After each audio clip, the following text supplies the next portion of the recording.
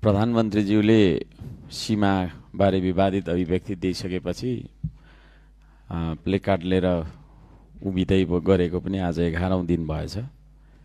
11औं दिनमा पनि उहाँको आउने छाँटकाँट देखिँदैन। म एउटा प्रश्न राख्न चाहन्छु। नेपाल सरकारको अहिले रक्षा मन्त्री को हुनुहुन्छ? रक्षा मन्त्रीलाई तपाईले बोलाइदिनुपर्छ। उहाँलाई म प्रश्न सोध्न चाहन्छु। यो सुस्ता भन्ने ठाउँमा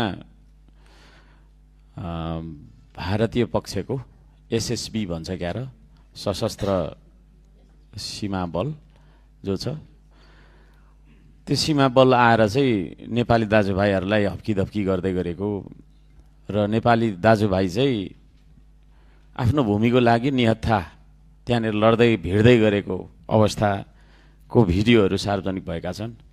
त्यसतर्फ नेपाल सरकारले, रक्षा मन्त्रीले, प्रधानमन्त्रीज्यू त आउनुहुन्न, रक्षा मन्त्रीज्यू हुनुहुन्छ भने खोजेर तपाईले ल्याइदिनु पर्यो। हामी यहाँ प्रश्न सोध्न चाहन्छौँ उहाँलाई। हाम्रो नेपाली सेना चाहिँ सीमानामा जानै नहुने त्यस्तो के कसम खाएर बसेको रहेछ? नेपाल सरकारले सीमानामा पठाउनु, चियाउनु पनि पठाउन नमिल्ने खालको, अवलोकन गर्न पठाउन पनि नमिल्ने खालको के चाहिँ करार गरेको रहेछ? कि त त्यो करार पत्र, त्यो सन्धि यहाँनिर देखाइदिनु पर्यो हामीलाई। सार्वभौम संसद, हामी सबै सार्वभौम सांसदहरू जान्न चाहन्छौँ, बुझ्न चाहन्छौँ। सूचनाको हक होइन, संविधानको धारा 27 हामीलाई तपाईको चाहिँ के अरे जानकारी होस्। अन्यथा त्यसरी चाहिँ सुरक्षा बिनाको सिमाना, खुला सिमाना जसले पनि मिच्छ, आज यति मिच्यो उति मिच्यो भनेर भनिरहेका छौँ हामी। यो 50औं वर्ष 100औं वर्षदेखि मिचिँदै आएको छ।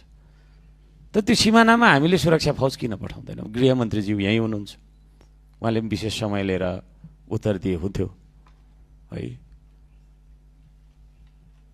कसरी चाहिँ हाम्रो देश चलिरहेको छ? हामी यहाँनिर बजेटका कुरा गरिरहेका छौँ, बीवाईडीका कुराहरू गरिरहेका छौँ, संसदीय छानबिन समितिका कुराहरू गरिरहेका छौँ।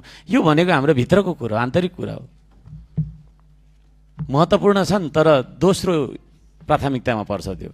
पहिलो प्राथमिकता भनेको हाम्रो सिमाना नै हो। त्यो सिमानामा हामीले चाहिँ किन ध्यान दिएनौँ? हाम्रो भूगोल बिनाको, माटो बिनाको देश हुन्छ र? सम्भव छ र? यो प्रश्न गर्न चाहन्छु म आज सभामुख महोदय मार्फत नेपाल सरकारलाई।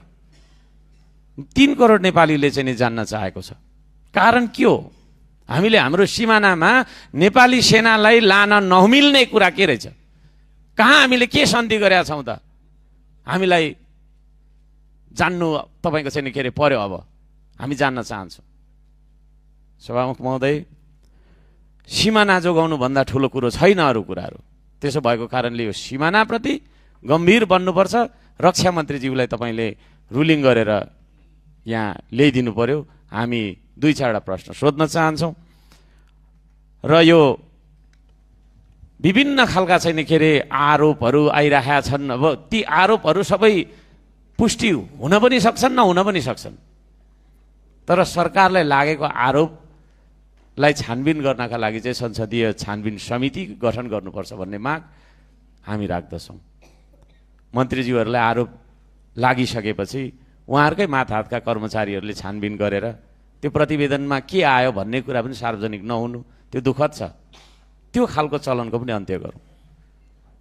यहाँनिर अहिले भर्खरै पूर्व मन्त्रीज्यूले पनि भन्नुभयो, उहाँको पालामा पनि त्यस्तो घोटाला गरेछ भने उहाँलाई पनि कारवाही गर्नुपर्छ होइन?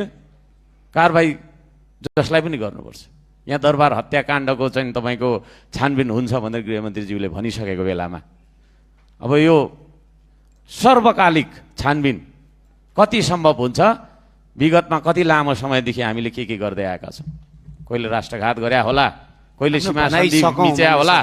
ती सबै कुराको छानबिन गर्नुपर्छ र दोषी पाइएको हदसम्म यो त्यो नभनिकन, अनुहार नहेरी, नाम नसुनी कारवाहीको तपाईँको चाहिँ के प्रक्रिया अगाडि बढाउनुपर्छ भन्ने माग राख्दछु।